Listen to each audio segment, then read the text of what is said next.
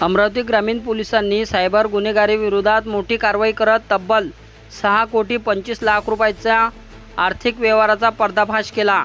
गरीब मजूर वर्गाला सरकारी योजनेचा लाभ मिळवून देण्याच्या आमिष दाखवत त्यांच्याकडून बँक खाते, ATM कार्ड, पासबुक आणि सिम कार्ड घेत सायबर फसवणूक आणि ऑनलाईन गेमिंगसाठी त्यांचा वापर केला जात होता। तांत्रिक विश्लेषण आणि गोपनीय माहितीच्या आधारे गोवा राज्यातील दक्षिण गोवा येथे छापा टाकून 12 आरोपींना अटक करण्यात आली।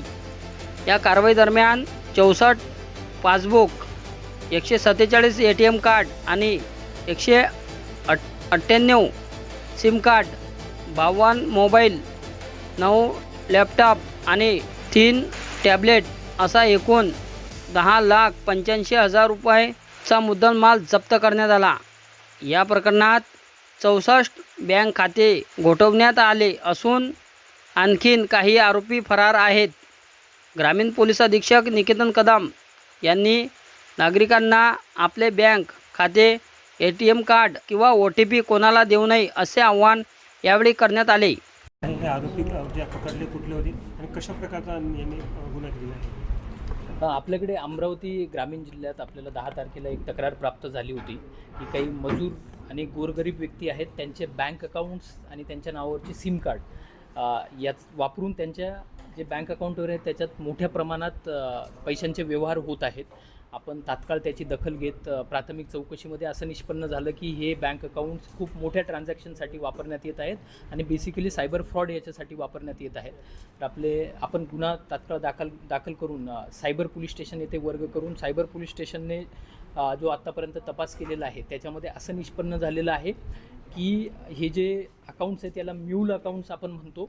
याचा वापर हा ऑनलाईन गेमिंगचे पैसे असतील किंवा सायबर फ्रॉडचे जे पैसे असतील ते स्वीकारण्यासाठी होतो आणि पुढे इतर अकाउंटवर पाठवण्यासाठी होतो। म्हणजे बेसिकली क्रिमिनल ॲक्टिव्हिटीजसाठी याचा वापर होत आहे।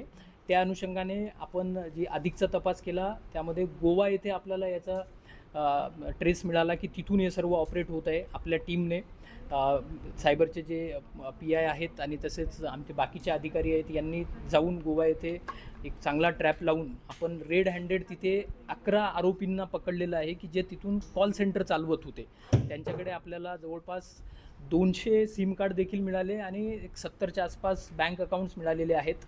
9 लॅपटॉप्स आहेत आणि 3 टॅबलेट्स आहेत जे त्याच्यावरून ऑनलाईन गेमिंग चालवत होते आणि हे सिम कार्ड आणि बँक अकाउंटचा वापर हे मोठ्या प्रमाणात येणारा पैसा जो होता तो पुढे पाठवण्यासाठी करत होते। आता आपल्याला यामध्ये अजून एक गोष्ट अशी लक्षात आलेली आहे की आपल्या जिल्ह्यामध्ये इतरही काही गरीब वर्ग जो आहे किंवा मजूर वर्ग आहे त्यांचे असे बँक अकाउंट ओपन करून पुढे देण्यात आलेले आहेत। तर त्या अनुषंगाने मी आज सर्व अमरावती ग्रामीण जिल्ह्यातील नागरिकांना एक आव्हान करत आहे की आपल्यासोबत जर असं काही झालेलं असेल, आपले बँक अकाउंट, सिम कार्ड जर कोणी घेतलेले असतील आणि आपल्याला काही पैशाचा लोभ देऊन काही रेंट दिलेला असेल तर तात्काळ आपण पुढे यायचं आहे। आम्ही सायबरचा हेल्पलाईन नंबर देखील त्याच्यामध्ये जारी केलेला आहे। आपण जे ॲक्च्युअल आरोपी आहेत त्यांच्यावर कडक कारवाई करू। रुपयाचा याचा व्यवहार झालेला आहे आणि आरोपी आणखी याच्यामध्ये असू शकतात का, काय शंका आहे? याच्यामध्ये अजून आरोपी नक्कीच निष्पन्न होतील। 3 आरोपी फरार आहेत आणि जे 3 फरार आहेत त्यांच्याकडून आपल्याला अधिकची माहिती मिळेल कारण ते इथलं पूर्ण नेटवर्क चालवण्याचं काम करत होते आणि यामध्ये आत्तापर्यंतचे आपण जे 34 बँक अकाउंटची ॲनालिसिस केलेली आहे, जवळपास 6.25 करोड रुपयाचे याच्यामध्ये ट्रान्झॅक्शन झालेले दिसून येत आहेत। आपल्याकडे इतरही जवळपास अजून 35 बँक अकाउंट आहेत त्याची ॲनालिसिस चालू आहे आणि याची व्याप्ती अजून वाढण्याची शक्यता आहे।